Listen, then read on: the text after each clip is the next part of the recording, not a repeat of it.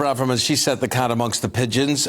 So, is being gay a good enough reason to seek asylum or not? Patrick O'Flynn thinks not. He joins us in the studio. And Lewis Oakley, host of the Bisexual Brunch, thinks that, yes, it is. Don't you? Yeah, I do. I mean, there are countries around the world where you are criminalised for being LGBT. Some places, death penalty you can face. And now I understand that we have to have checks, and from the current system, it's actually not enough to be gay in the current system. You have to prove it, and that is a really hard thing to do. So yes. It's not, it's almost like she doesn't understand the policy herself. Well, Lewis, I agree with this, because I think it's sort of being made out, it's a given, it's a walk in the park. Oh, me, I'm gay, and therefore, yes, you can stay in the country. Yeah. You think it's much harder than that? Well, from what I'm reading and from what people are telling me, it's a really hard process. It's a dehumanising process. You've got to provide proof. How can you provide proof that you've been persecuted? And a lot of the claims are rejected. So it makes no sense to me. I think that she is playing to a base that think that it is that easy, that people are rigging the system and just showing up and being like, I'm gay, let me in. And it's not that. Yeah. That's not what's happening. Patrick O'Flynn, Ben Habib said he thought it was a bit dog whistly making these comments from Suella Braverman. What do you think? Well, look, if people are against what politicians say, I don't agree with all this dog whistle. Just come out and say, I'm against it because of X. So dog whistle, no. It was her conveying a message about the asylum system being unsustainable, open to wholesale abuse by economic migrants. But is it being abused on this particular angle? I mean, 1% of asylum seekers are granted asylum because of being gay.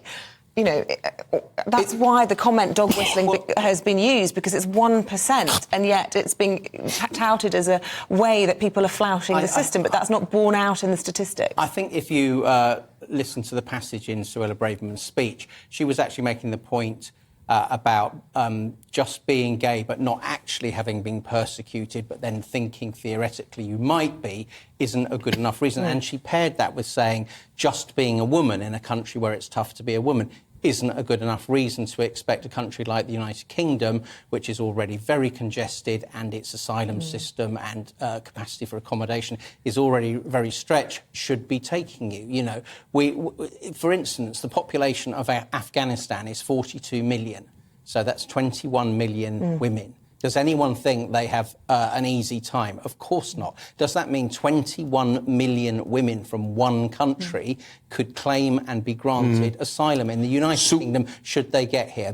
You think what she had to say plays to the general populace of Great Britain, that people are sympathetic to what she's having to say? I'm just looking at the Mirror calling it ignorant and offensive, but you actually think she will hit home with this? I think she's immensely courageous, because she will know attacks like that are coming from newspapers like the Mirror. She will also know that her ethnicity will be used against her, and the sort of usually white, affluent left seem to have this idea that people from ethnic minority backgrounds have some sort of inherited duty to support open borders, and are therefore not able to make their own judgments on what's in the interests of their own nations. And to me, that's in itself is a racist belief.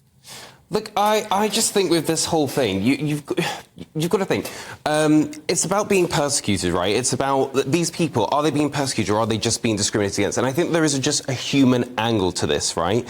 So I understand what you're saying, and I think there's no one that really says, oh, look, the immigration system is the envy of the world. We know that there are some changes that need to happen, so I understand you might want to look at a treaty here and look at that there. But I think there is a real human element here of, when we're talking about people in countries that are being persecuted, being human beings. And I think if you actually had to sit down and look these people in the face that are saying, look, I'm gay and I'm really terrified for my life in my own country, I don't think you would have the heart to say, no, you got to go. I just don't think you would have it, and that's what people are trying to get the right balance between, right? Dehumanising. I think it's really dehumanising, and I think she's playing to certain supporters. As I say, people have an issue with the immigration system. We know that. That's what she's playing to, because she wants to be Prime Minister eventually. But I just don't think that this is going to work, because I think, first, the plan is flawed. The fact that you're just, we'll get rid of this 1% of people that are gay, that's not going to do anything. That's not going to put a dent in this number. So you've still got that problem. Well, I think she was arguing for a wholesale reform of the system, wasn't she? She was arguing for a much tougher test on who would qualify for refugee status in terms of have you actually been persecuted. She was also arguing for much tougher tests on not doing asylum shopping. Basically, there should be an explicit recognition by all parties that the first safe country you get to is the country you make your claim in. You don't then, for instance, go from France, which last time I looked was considered a reasonably safe country, paying a people smuggler in order to illegally bust into Britain, and then it's some obligation on the United Kingdom to grant refugee status and provide support. Listen, we have 1 million British families on the social housing waiting list. We have more than 50,000, mainly young men, in hotels, costing the taxpayer more than £8 million a day. The trend across Europe, particularly, of economic migrants abusing the asylum system, understandably wanting a better life. It's totally unsustainable. And if a mainstream politician doesn't crack down on this, you will get the far right taking over and people turning to demagogues in desperation. How is barring